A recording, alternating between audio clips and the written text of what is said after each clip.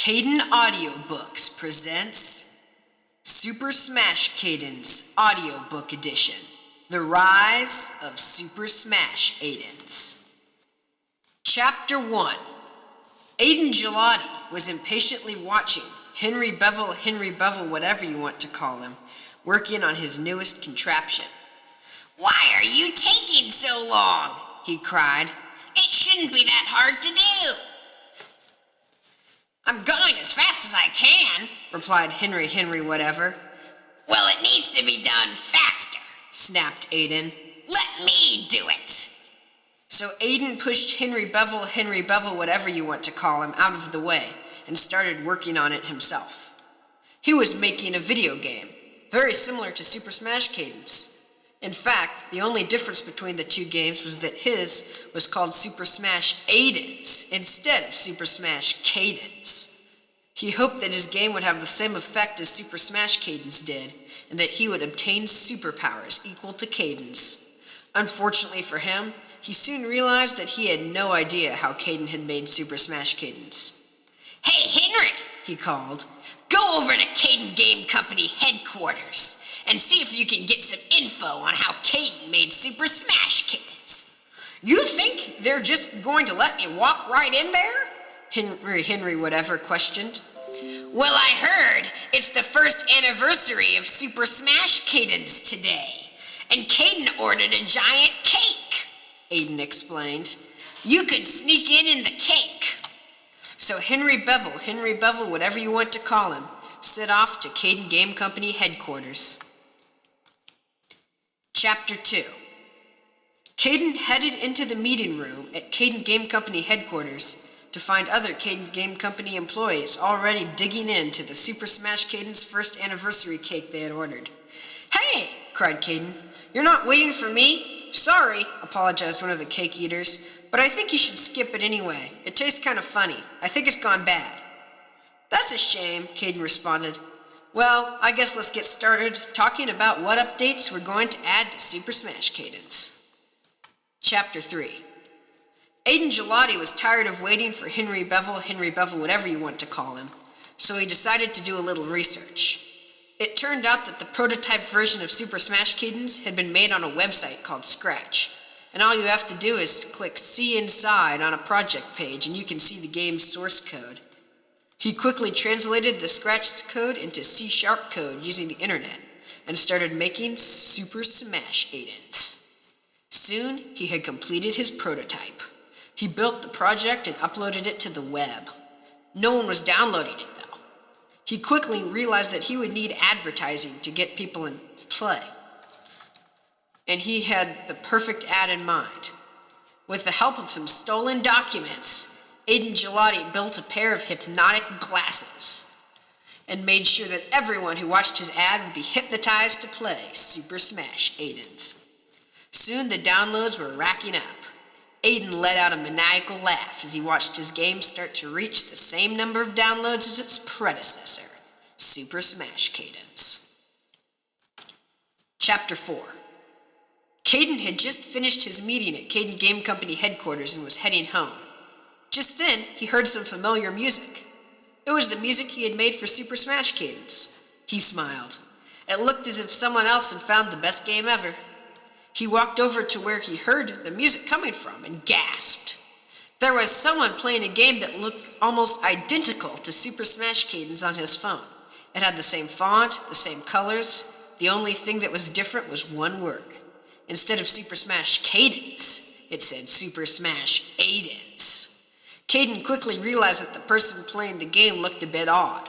His eyes were glazed over, like he was in some sort of trance. Just then, Caden noticed all sorts of people with the same trance-like look, stumbling about, playing Super Smash Aidans. In that moment, Caden figured out what had happened. Aidan had given up on trying to destroy Super Smash Cadens and had decided to make a copy of it instead. When no one had downloaded it because they knew it was a scam, Aidan had made a hypnotizing ad and posted it everywhere. Without further ado, Caden hurried off to Aidan's secret lair so that he could stop him once and for all before too many people hypno-downloaded his game. Chapter 5. Aidan Gelati cackled as he saw his hypnotic ad being spread throughout the entire planet. Only a few more downloads and he would pass up Super Smash Cadens. Just then, his alarm started going off. He pulled security camera footage of the front door of his lair. He groaned as he saw who was standing there. It was Caden. He shoved open the door with the power of Super Smash Cadens and walked inside. Aidan ordered his sentry guns to fire, but Caden ducked and dodged and destroyed them. He soon appeared in the doorway of Aidan's science lab, where Aidan was currently sitting. "That's enough, Aidan," Caden told him. "You know you can't win a fight against me, not when I have the power of Super Smash Cadens on my side. So just give up and take down the ad." "Oh, we'll see, Caden. That's where you're wrong," Aidan replied. "Super Smash Aidans can give me superpowers, just like Super Smash Cadens can give you superpowers. We're an even match now." "Maybe we have the same powers," Caden admitted, "but I'm still a better fighter than you." "We'll see about that," Aidan cried, and he lunged at Caden. Caden dodged the attack, and he then picked up a chair and threw it at Aidan. Aidan ducked and grabbed a test tube off of a desk. He charged at Caden and swung the test tube at him. Caden knocked the test tube out of his hand and it shattered on the floor. Then he threw an uppercut and hit Aidan in the jaw, launching him into the air. He crashed through a table a few feet away. "Curse you, Caden," he snarled. "I will get my revenge." With that, Aidan Gelati dashed out of the room and out of sight. Caden went over to his computer and clicked the off switch on his ad. That was easy, he thought. Caden left Aidan's secret lair, unaware that Aidan had one last trick up his sleeve, and that he had fallen right into it. Chapter 6. Caden headed back to Caden Game Company headquarters to celebrate stopping another one of Aidan Gelati's sinister schemes. He was almost there when he saw something weird just across the street. A menacing figure in a black cloak was standing there, and although Caden couldn't see the person's face because their hood was shadowing it, he felt as if the mysterious figure was staring at him. He was about to go across the street to confront the person, and he started walking over there, but just then a car drove by in front of him, and when it went past, the figure was gone. Caden continued his walk to Caden Game Company headquarters, but he couldn't help thinking about who that person could have been. Soon, his destination was only a block away. He kept walking, but stopped when he saw the cloaked figure once again. "Who are you?" he demanded, but the person did not respond.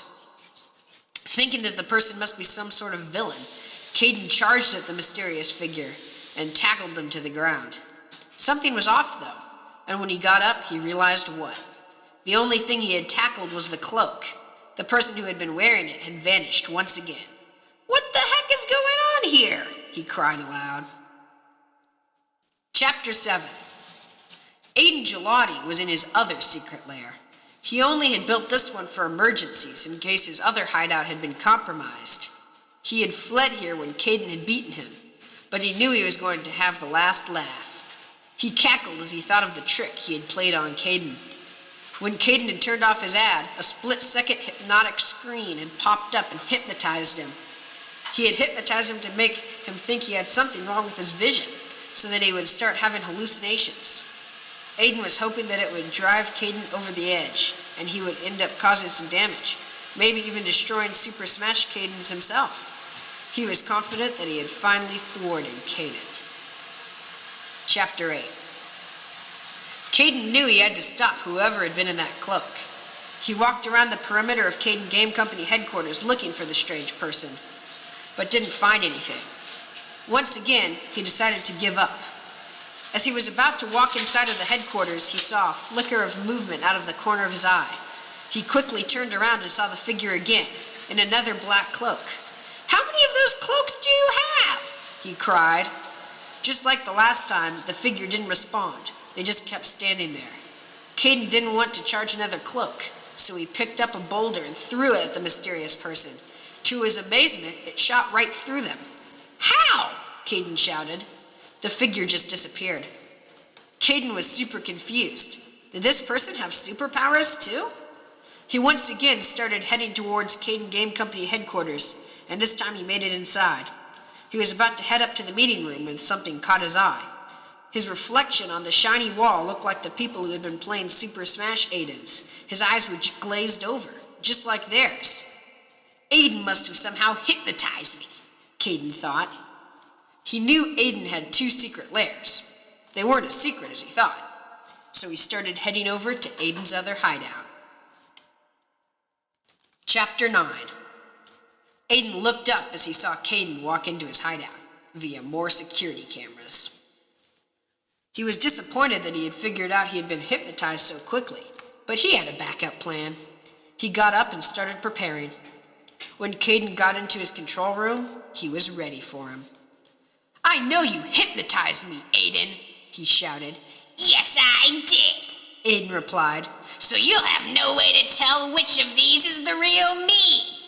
With that, Caden realized that there wasn't just one Aidan Gelati in the room, but many. They were standing in a circle surrounding him. "Oh, but one of us are just simple holograms with speakers," the Aidans explained. "But you've been hypnotized to think you have problems with your vision, so you won't be able to tell the fake ones apart from the real one." Caden wasn't going to let Aidan beat him. He summoned up all the Super Smash Caden's power within him and used it to get past Aidan's hypnotic trance and figure out which Aidan was real. "You can't hypnotize someone who's played Super Smash, Cadens," he cried, and charged at Aidan Gelati. He slammed into him, and Aidan went flying up into the air, crashing back down on his control panel. It broke, sending electricity arcing from it straight into Aidan. Caden hadn't meant to kill him, but when someone tries to be a supervillain, they usually don't last for very long. And now he wouldn't have to worry about anyone trying to destroy Super Smash Cadens anymore. He left Aidan Gelati's lair and headed back to Caden Game Company headquarters. Chapter 10. Not much had changed in Aidan Gelati's lair since Caden had left. However, there was one key difference. Aidan's computer had been on its home screen with the cursor off to the left. Now, the cursor was off to the right. Then it moved to the center. Something was causing the computer to act up. Maybe it was some sort of virus? To be continued in Super Smash Cadens, Book Edition, the Aidan virus.